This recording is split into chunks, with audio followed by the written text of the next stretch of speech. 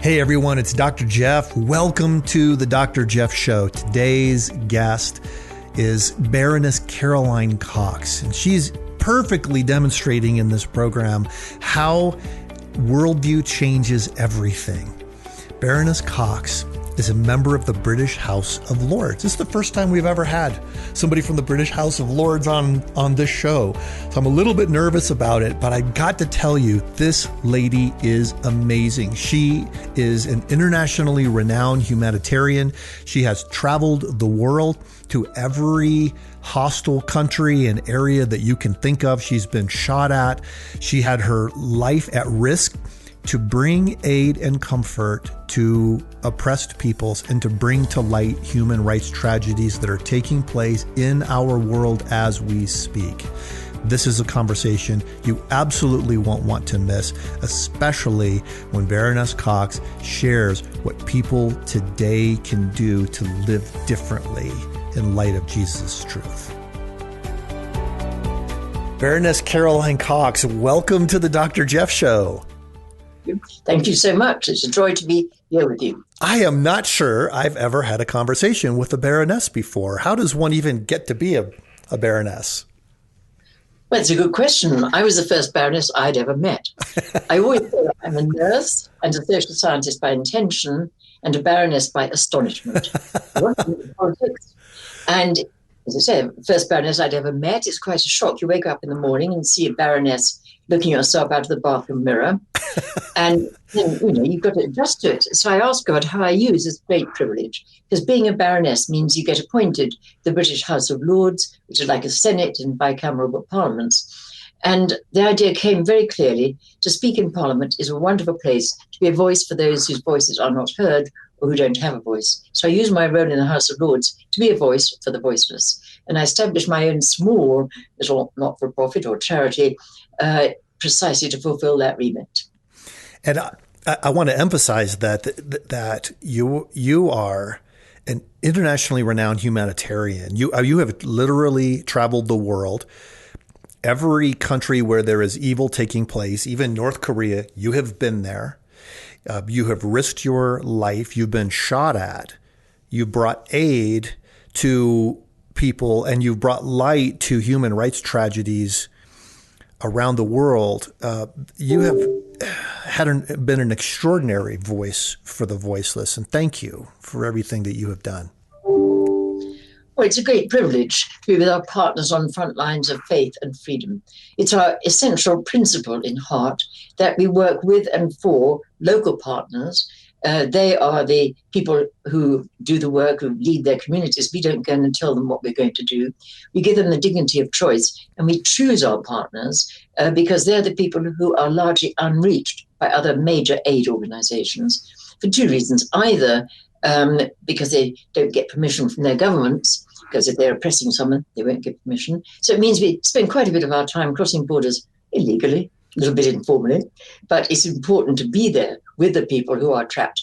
And then other people may not go for security reasons because there often are war zones or post-conflict zones. But because we work with partners, they're indigenous. They're there anyway.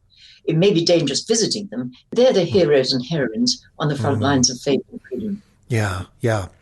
I want to get into some of those stories because they're fascinating experiences that we need to hear. And we want to also hear what is the front line now? What does this battle look like? I mean, in the United States, most of our listeners are in the United States, but there are people listening from, 40 or so different countries as well. We think a lot about our religious freedom because of our Constitution in the States, but international religious freedom is at risk in these times. Very much so. As if you work with partners who often don't have a voice because they're suffering oppression and persecution.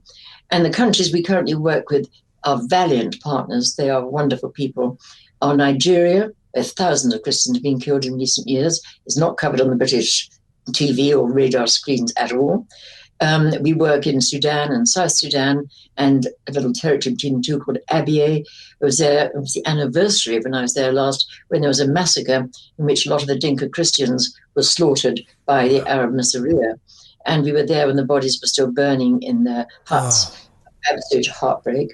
And we work too with people in the little Armenian enclave called Nagorno-Karabakh, which is historically Armenian, but Stalin, with his cut and sort of divide and rule tactics, cut it off from Armenia and put it into Azerbaijan. It is historically Armenian. There are churches going back to the 4th century there. Yeah. And a war exploded in October in which Azerbaijan carried out ferocious military assaults against the Armenians of Nagorno-Karabakh. They used illegal weapons like smirch and cluster bombs against civilians, which you should not use by international law. They had 4,000 Syrian jihadists fighting alongside them, recruited by Turkey. And it was a horrendous war. Thousands died. And they took photographs, and this was one of the most poignant things. When they captured prisoners, they would mutilate, they would torture, they'd humiliate, and they would sometimes behead. And they took slides very often on the prisoners' phones and sent those pictures back to their families. Oh. I mean, absolute nightmare scenario. And they won't release the prisoners. They've still got them now against international conventions. That needs a lot of prayer. And our partner we have there, they are amazingly spiritual, wonderful people. We also work in Syria, and we also work in Burma. We call it Burma, not Myanmar, because our local partners prefer that. Everyone's heard of the Rohingya, and they are suffering, and I don't in any way belittle that. But we work with the ones you don't hear about, with the Shan, who are Buddhist. We work with people of any faith. The biblical mandate is heal the sick, speak for the oppressed, not just the Christian. So we speak for Muslims and Buddhists as well as Christians, but the Shan are suffering horrifically, and so on the eastern border are the Kachin and the Karen, and so we work there. So we do work with people you may not hear about, because on the whole they're not on television screens, but their suffering is intense and large scale. And what everybody who's watching or listening needs to understand, the things you're talking about are happening right now. This is 21st century reality. This isn't something from, a man-made famine in the 1930s or, even further back. These are the things that are happening now. The worldview conflict is not just a nice little thing of ideas, but there are lives at stake. Well, their lives are being lost in huge numbers. And one of the reasons for that is the growth of militant Islamism. Now, that's not Islam. I mean, I'm friends with many Muslims. I work with the Muslim Women's Advisory Council here in Britain, where they suffer from Sharia law. But Islamism is the kind of ideology of ISIS, of Al-Qaeda, and that is ferocious, and it is growing. In Nigeria, where we do a lot of work, where thousands have been killed, Christians and some Muslims who won't convert to Islamism, they now have ISIS. It's called ISWAP, ISIS for West Africa province. And that's spreading now into Burkina Faso. It's Mozambique. And, it is growing very fast, but it's also very much at work in other parts of the world. So this is something we need to care about deeply and pray about, because it's not Islam. Islam itself has many wonderful people, but it is this very severe growth of militant Islamism and the jihadists and their brutal policies and practices.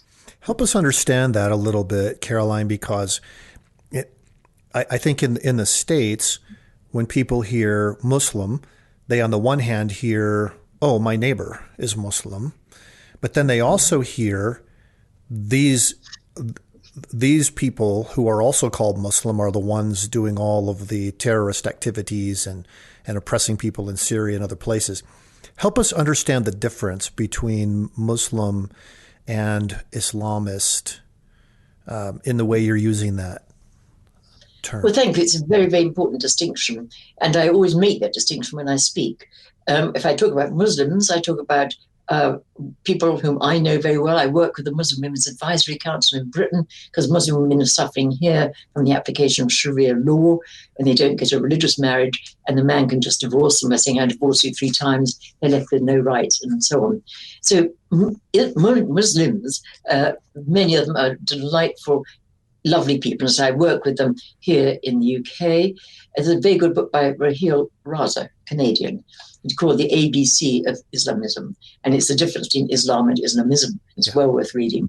Islamism is the ideology that has developed, which justifies, often totally in contradiction to the Quran, a very, very hard line, very, very tough form of their interpretation of Islamism, which means you may kill the kufirs, and very often they undertake military offensives in the name of Islamism. And when they attack villages in Nigeria, where we do a lot of work, they will come in shouting Allah Akbar, Allah Akbar, and they carry out atrocities, which there may be other causes for conflicts in Nigeria, like climate change and shortage of land, but the atrocities they perpetrate, not justified by that. I'll just give one example, if I may, and I could multiply it many times over.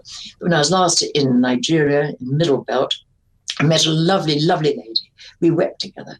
The jihadists, the Fulani jihadists, not all Fulanis are jihadists. It's a big tribe, but there's Fulani jihadists. And they attacked this village. And this lady with her little 6-year-old daughter tried to run away, but they got surrounded by the Islamist Fulani. And they attacked the mum with a machete. I saw her scars. And then they said, your little daughter would like to suck her mother's finger. So they cut off her forefinger. She passed out. And when she came round, her little daughter was lying next to her, dead, killed, with her mother's finger stuck in her mouth. Wow. Now, sadly, I could multiply those stories many, many times over. Now, that is nothing in the name of Islam. That is the form of Islamism, which is brutal and unscrupulous and is sweeping across many parts of the world. So it's something we really need to pray about. And Nigeria is really under threat from Islamism. And you mentioned briefly that this threat has even expanded now to the UK, that you're seeing this, because the application of Sharia law, which is a set of laws largely agreed upon by Muslim clerics that apply the principles from the Quran to life, in spite of what the Constitution says. You know, so they're essentially asking to have a separate form of law set up.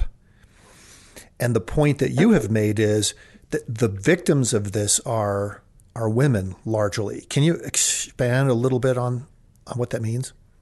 Yes, certainly. Make 2 quick points. One is that if you actually study the Quran says that if you move to another country, you should accept and abide by the laws of that country. So they're actually not being true to the Quran or to Islam when they become Islamists. Now, the situation in Britain, we've had some terror attacks from Islamists, which you may have read about in the newspapers, killings on Tower Bridge and so on. But there is this other form of Islam, which it's not violent in its approach, but it certainly causes a lot of suffering, because their interpretation of Islam interprets Sharia law as a situation where the man can divorce his wife just by saying, I divorced you 3 times, and she is divorced. And unless she's had a legally registered marriage, which gives her the civil rights you would have in the UK law, she is left absolutely destitute with nothing. They come to me in tears. One came to me suicidal. Another came to me, she'd had a divorce through the post. And she went to the Imam, and he said, yeah, you're divorced. And they are left in a terrible situation. So we are working with Muslim Women's Advisory Council and with other people who care about women's rights and freedom of speech, to try to ensure that all religious marriages are legally registered. And that would give the women the legal protection they need. We're having a great battle with it, I may say, with the government. I've had 9 private members' bills in a row each year. And so far we haven't made much progress. But there is a growing, shall I say, support for this. And I just hope and pray that this protection for women will come, because at the moment, what they go through would make our suffragettes turn in their graves. Yeah. It's a little bit hard coming from an American perspective to understand the battle there, because in the United States, you would have recourse. If you have been married, there are a lot of ways to show that you have been married aside from having a certificate of marriage. But this is different in the UK. Why is it so? Why are you getting so much resistance? What's going on there with the UK government? Well, that's the thing you have to ask the UK government. I ask them frequently. Yeah. At the moment, they have instituted an investigation, the law reform investigation, and we watch this space with great interest and great concern, because even sort of more hardline Islamic countries like Pakistan, they will recognize or they will require a religious marriage to be legally registered. So if other Muslim countries can do it, I don't actually quite see why we in the UK can't bring that in. So it's one of the battles we're currently facing. Okay. Wow. Well, I'd love to hear a little bit more about that and some of the things that we can do, perhaps. But I don't want to just completely change the subject here, but you've been battling against bad worldviews and how they are influencing society since your very first appointment as a professor at North London Polytechnic. And you taught sociology, and you discovered what while you were there?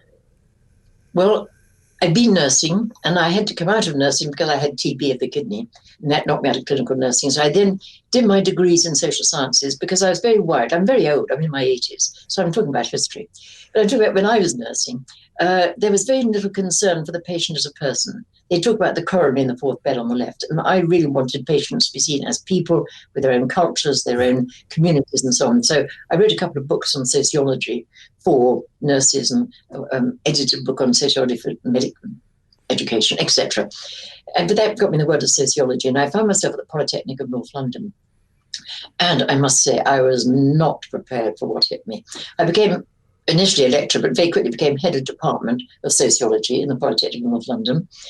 Out of 20 faculty or academic staff, 16 were Communist Party or further left. Wow. And their definition out of 20, 16. 16 out of 20. 16 out of 20, yeah. And I was one of the 4 that wasn't. And, my definition of higher education is freedom to pursue the truth in any way which fits the academic criteria, with academic integrity, pursue the truth. Theirs was a hard-line totalitarian domination. And I remember some of my lovely students who come to me in tears. One had recently lost her husband, actually, she came from the States, in the metro in New York.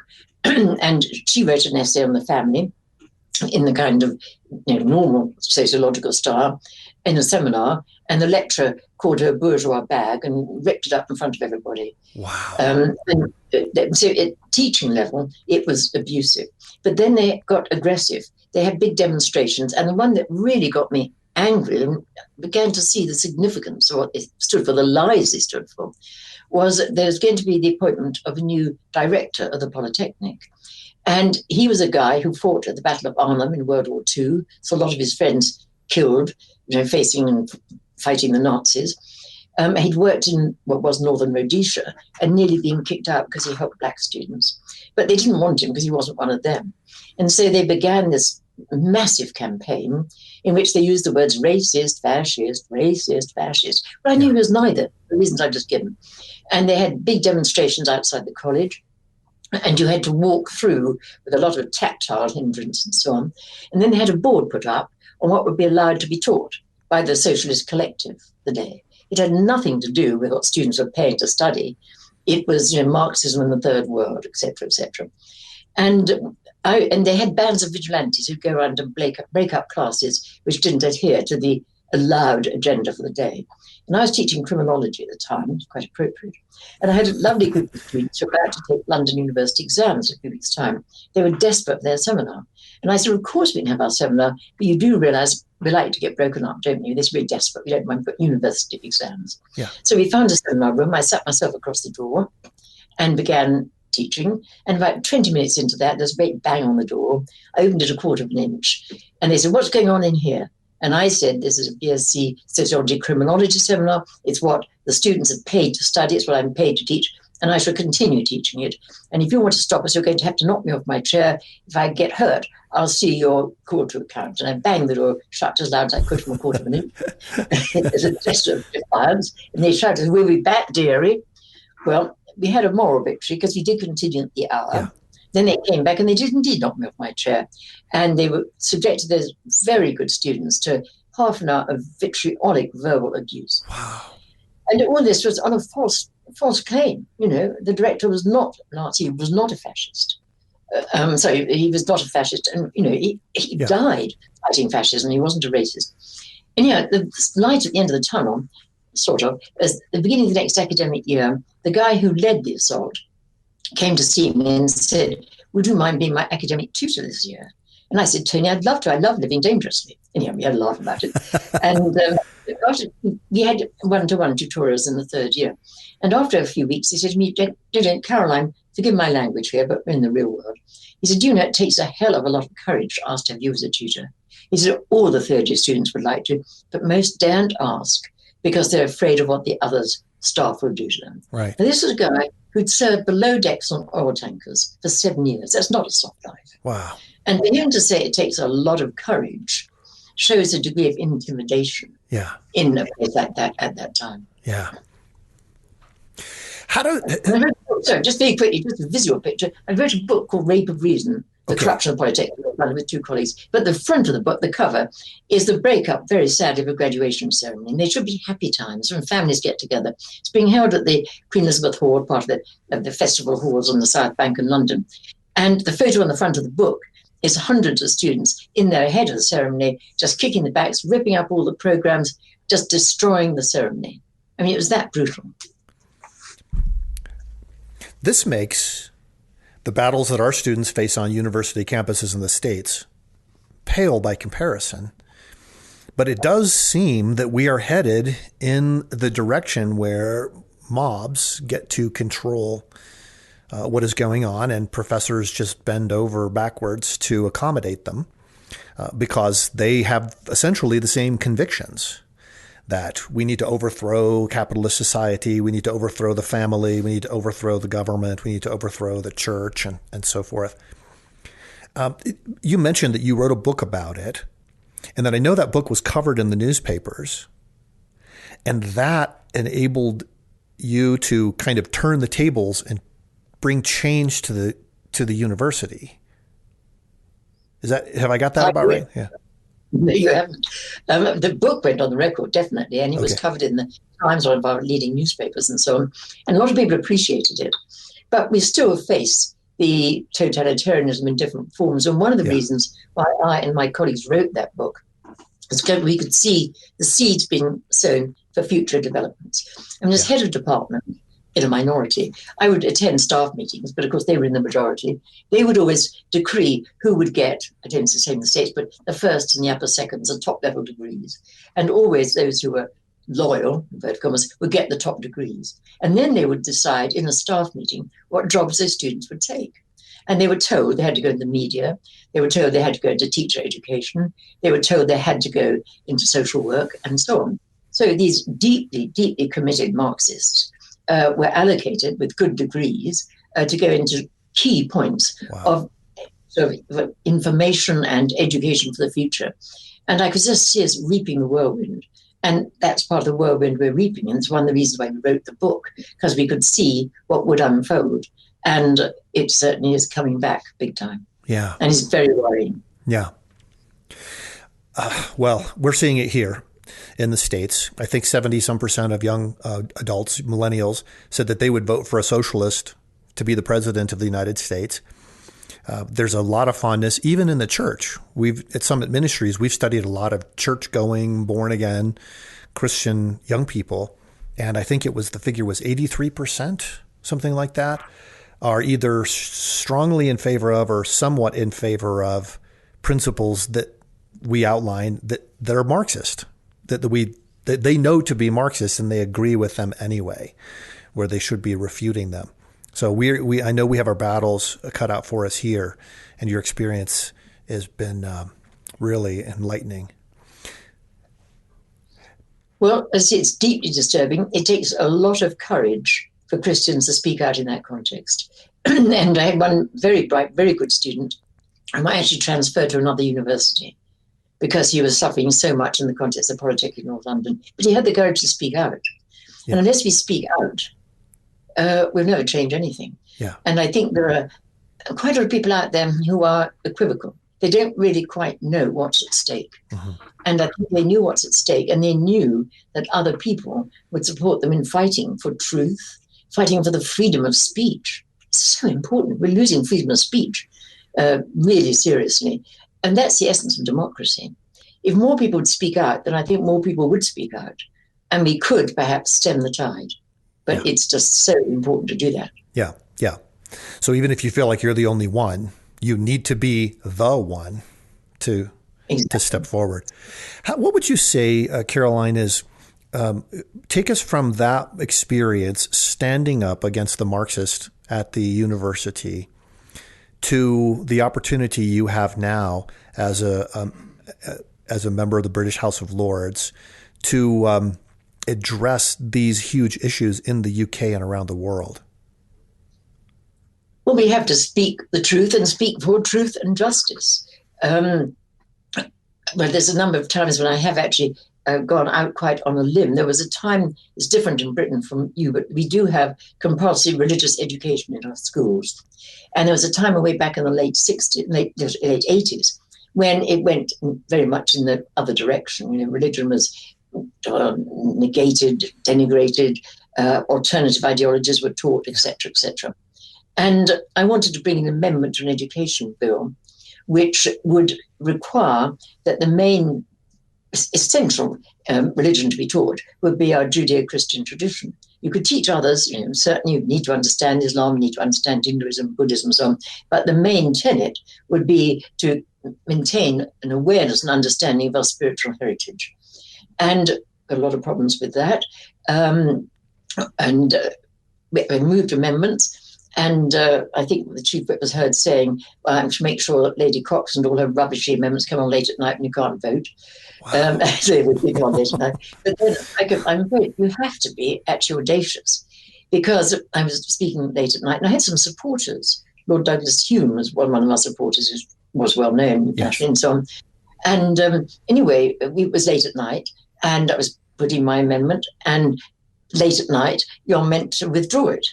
And I had Lord Thornycroft in front of me saying, "Come on, move it, move it."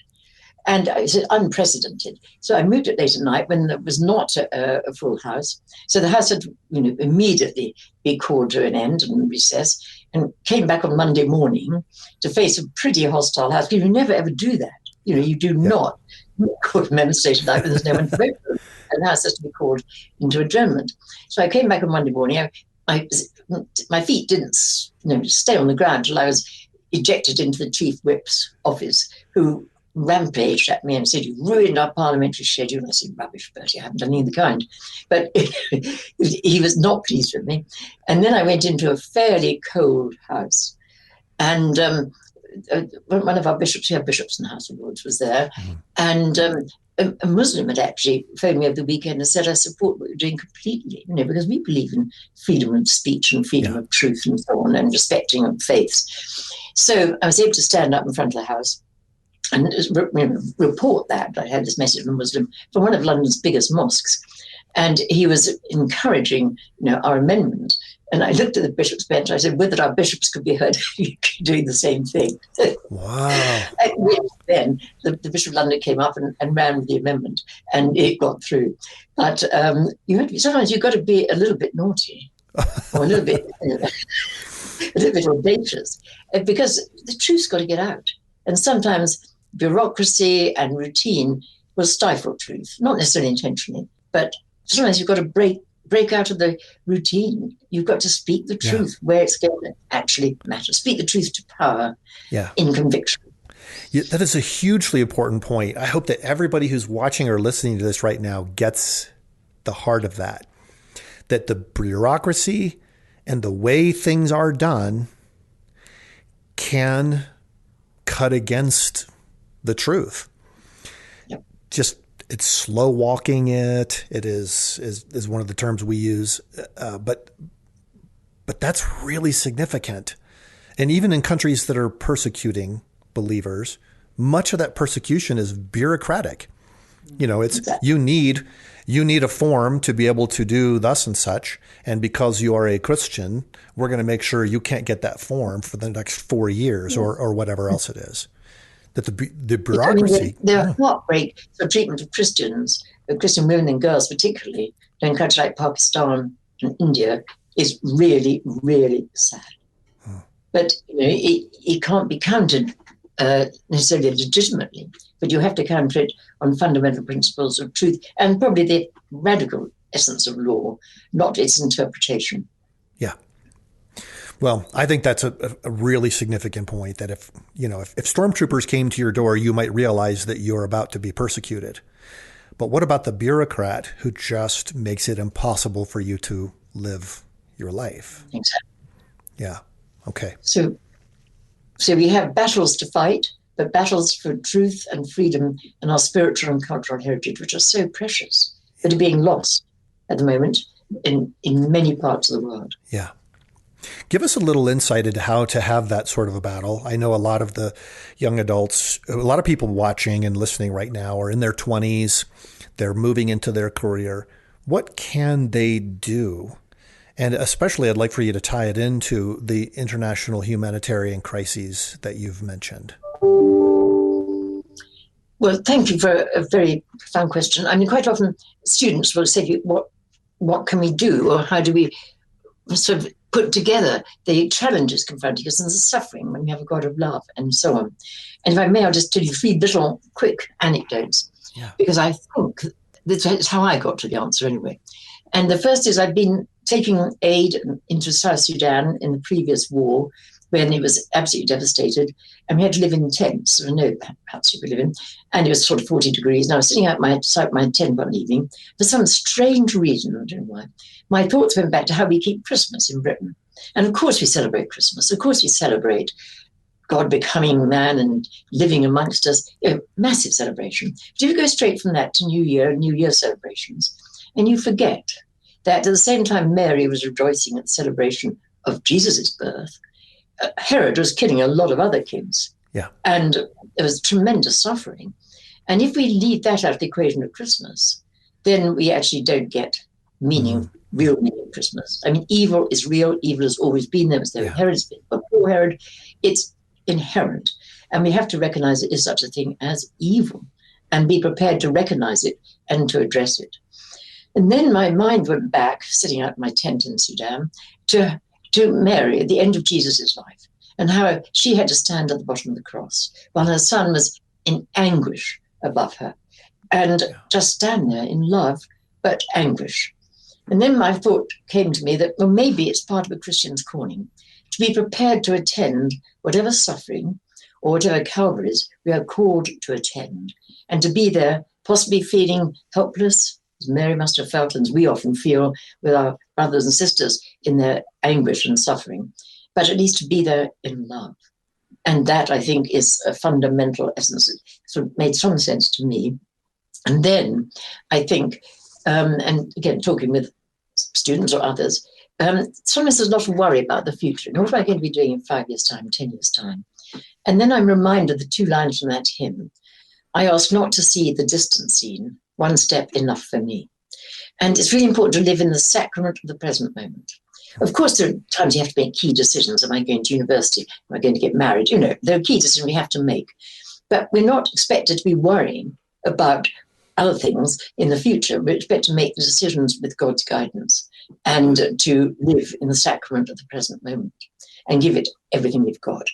And then finally, as a family, we used to have this, what do you call them, big record, anyhow, we had a lovely record, and it was songs, the poems of St. John of the Cross. And there was one which our family loved, and they often would sing it, especially at difficult times. I'm not going to sing it, but it's, what will you wish you'd done when you're dying? What will you wish you had done? Give all you can, love all you can. That's what you wish you had done. And when it comes to there, it won't really matter which car you bought or whether you won a golf match or a tennis match. What's really going to matter is give all you can, love all you can. That's what you'll be glad you did. And so my message really is to trust all to God, to live in the sacrament of the present moment, and to be prepared to attend or participate in whatever suffering God calls us to engage with. And some of that will take courage, and some of it means maybe, not necessarily all like it is for us, going into the conflict zones, but going into challenging areas of tragedy. Yeah. And that, I think, is the Christian calling, whatever form it takes. It may be a hospice down the road. You know, it doesn't mean you've got to travel to the conflict zones, but there is suffering, and I think the more we engage in love, then we'll be glad we do that when we die. I am so filled with the power of what you're saying right now. I usually don't get emotional when we're having these conversations, but that term that you used, the sacrament of the present moment, is so incredibly powerful. I'm going to hang on to that. It reminds me, a lot of people think I want to be a witness for Christ. But the word witness means withness. It is to be a witness to suffering is part of what God has called us to do. Wow. Baroness Caroline Cox. It's wonderful. Sorry? I just thank you so much, Baroness Cox, thank you for being with us on the Dr. Jeff Show today. Well, it's a huge privilege, and thank you for letting me share the pain and the passion and the privilege of making just a little bit of a difference. Thank you so much. How can people stay in touch with you if they're interested in knowing more about your work and your organization?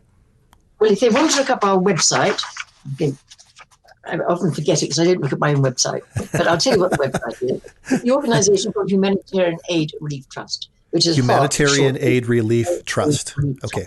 Which gets to HART, H-A-R-T, not H-A-R-T. Okay. HART. And our website is www.HART, H-A-R-T, -uk.org. Okay. www.HART, H-A-R-T-UK.org. Perfect. And we'd love it to be in touch. And if you want to be in touch, my email may be on there. I'd love to hear from you. Okay. Or I can just simply give you my email if you want to be in touch, if that's allowed. Is that allowed? It's allowed, sure. I'm good at breaking rules, as you noticed. It's all lowercase, and it's Caroline, Caroline, .Cox, C-O-X, at HART, H-A-R-T, -UK.org. Okay. So if anyone wants to follow up anything or any questions or challenges or don't like what I've said, I believe in freedom of speech. That is wonderful. Thank you so much. I really appreciate your willingness to share that with us. So grateful to have you on the show today. Well, thank you for putting up with me. Thank you for joining us on the Dr. Jeff Show today. This interview with Baroness Caroline Cox was truly life-changing. I will never forget her use of this term, the sacredness of the present moment. We get so focused on all of these things that we think are going to be really important, and we're missing what is most important in the world. That we have the opportunity to be a witness for Christ by being a witness to the suffering that our brothers and sisters around the world are experiencing. We need to be people who stand up for the truth. And I hope that you've been encouraged by seeing this lady who had everything to lose by standing up for the truth in all of her high positions, but she did it anyway. And she can be a light to the rising generation. Thank you for joining today. Hi, everyone. I'm Ryan Dobson from the Rebel Parenting Podcast. When my parents, Jim and Shirley Dobson, sent me to the Summit Ministries Worldview Conference when I was 17, we had no idea the impact it would have on my life. It changed me so much in 2 short weeks, I've returned every summer for 34 years.